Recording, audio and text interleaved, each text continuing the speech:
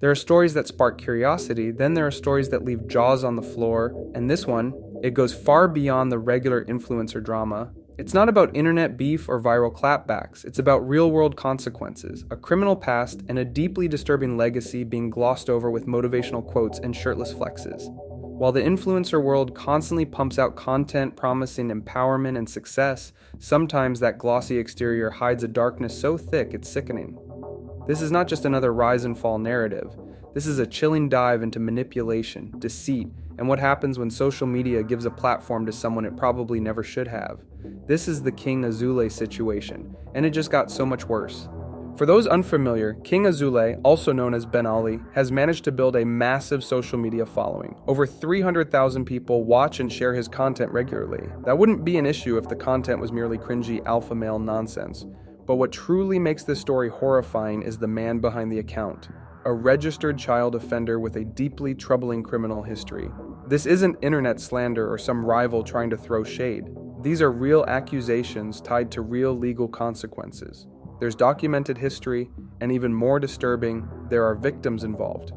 Before the fame and followers, Ben Aoulay's past paints a picture that should disqualify someone from ever holding a public platform, especially one that influences youth. The allegations go beyond speculation. Ben and two of his friends were reportedly involved in the assault of a 15-year-old girl. The girl, who was a virgin at the time, was taken advantage of in the most disgusting and disturbing way imaginable, a gang assault where they took turns. There's no spinning that. No flashy car or motivational speech can erase the real trauma left behind. Despite the seriousness of these offenses, somehow, Ben managed to escape the harsh lens of mainstream scrutiny. He rebranded, he put on muscle, flashed wealth, and spoke in the tone of a self-proclaimed guru. But the skeletons were never far from the surface, and now, they're clawing their way out of the closet and the internet is watching with fury. The backlash is growing, and fast. Social media users are flooding the comments of his posts, demanding accountability, transparency, or at the very least, some kind of response. But instead of addressing the crimes and convictions, Ben is doing everything possible to shut down the noise. It's like watching someone plug their ears while a siren blares beside them. His tactic is classic misdirection. Drown out criticism with flash. Push harder on the alpha image. Shout louder about how much money is being made and how many muscles are flexing. What makes things even more absurd is the level of arrogance being displayed. In a recent clip, Ben seemed to almost welcome the backlash. While addressing the swirling accusations, instead of denying or explaining anything, his response was essentially, "Thanks for the engagement, it's making me more famous than ever." That's not remorse. That's ego on steroids. Fame has become a shield, not a consequence. In his mind, the attention isn't damaging, it's validation. And this wasn't a slip of the tongue. It's part of a growing pattern. Over and over, he repeats this bizarre mantra about being the only influencer, giving free wisdom, lessons learned through blood, sweat, and tears. Except this so-called wisdom is wrapped in the arrogance of a man who brags about being noticed in every room, attracting women just by flashing a hotel room key, and claiming that if a man doesn't have a six-pack, he looks like a woman. That's not advice. That's narcissism weaponized into a grift. To make things worse, the people around him seem just as complicit. His partner, dubbed Queen Azoulay, has reportedly gone private on social media to dodge the backlash. But silence in the face of this kind of situation is loud. By making her account private and dodging questions, it only raises more suspicions and fury. Viewers are rightfully asking, how can someone who lives beside a convicted predator possibly enable or defend this kind of behavior? It's not just about going private, it's about avoiding accountability when people deserve answers. When someone chooses to stand beside a man accused of such horrific crimes, that choice speaks volumes. Public perception isn't built only on what's said, but also on what's ignored, and in this case, the silence feels deafening.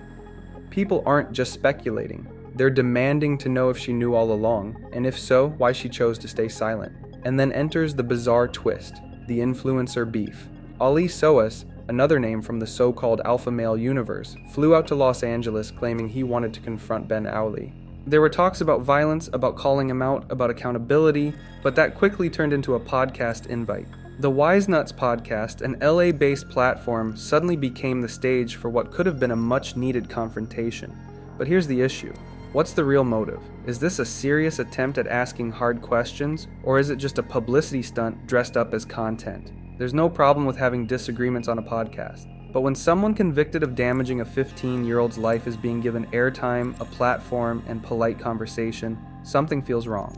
The responsibility lies on these podcast hosts to bring up the real stuff, not fitness tips, not social media strategies, the crime, the trauma, the silence. If they fail to do so, they're not just hosting a guest, they're enabling a monster. People are exhausted. There's an overwhelming sense of frustration building.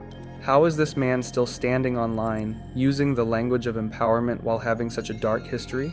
How does he get to talk about elevating men and motivating young people, while that same charm was reportedly used to lure children online before, pretending to be someone he wasn't?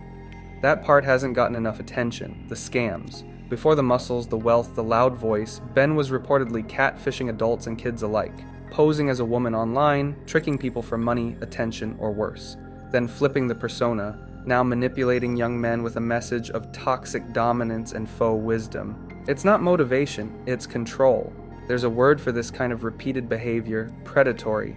And what's most infuriating is that even now, after being exposed, there seems to be no apology, no accountability, and certainly no regret.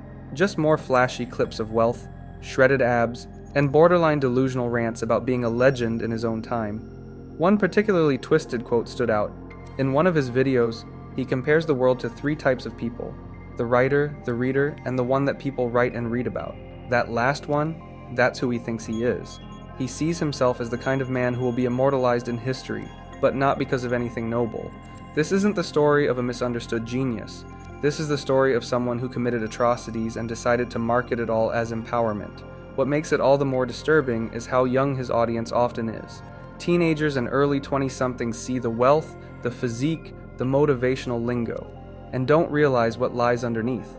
These aren't just cringe-worthy TikToks. These are Trojan horses, wrapped in gold and testosterone, hiding a history of violence, deceit, and real pain inflicted on real people.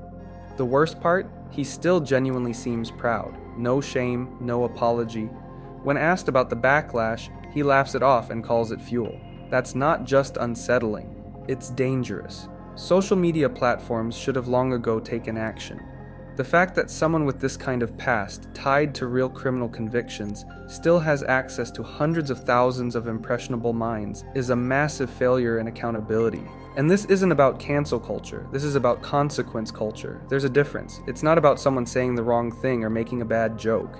It's about someone who caused lifelong damage to a teenage girl, and continues to parade around as a role model. It's easy to laugh off the alpha male universe as some kind of satirical mess.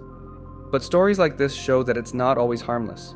When criminality is packaged as charisma, when trauma is buried under motivational jargon, and when victims are forgotten in favor of internet fame, the results are horrifying.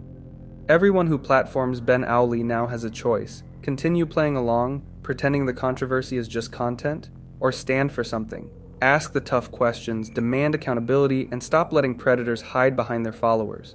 The King Azoulay situation isn't just bad. It's a stain on influencer culture, a wake-up call for platforms, and a warning to audiences everywhere. Don't fall for the facade. Because behind the muscles and the watches and the designer shirts is a man who should be remembered, not for his Instagram, but for the irreversible harm he's caused. The King Azoulay story is spiraling, and the deeper it goes, the more disturbing it becomes. It's not just about one man anymore. It's about the system that allows men like him to thrive unchecked. The internet might be full of personalities, but it's time to start holding them to real standards. If stories like this matter, don't let them get buried.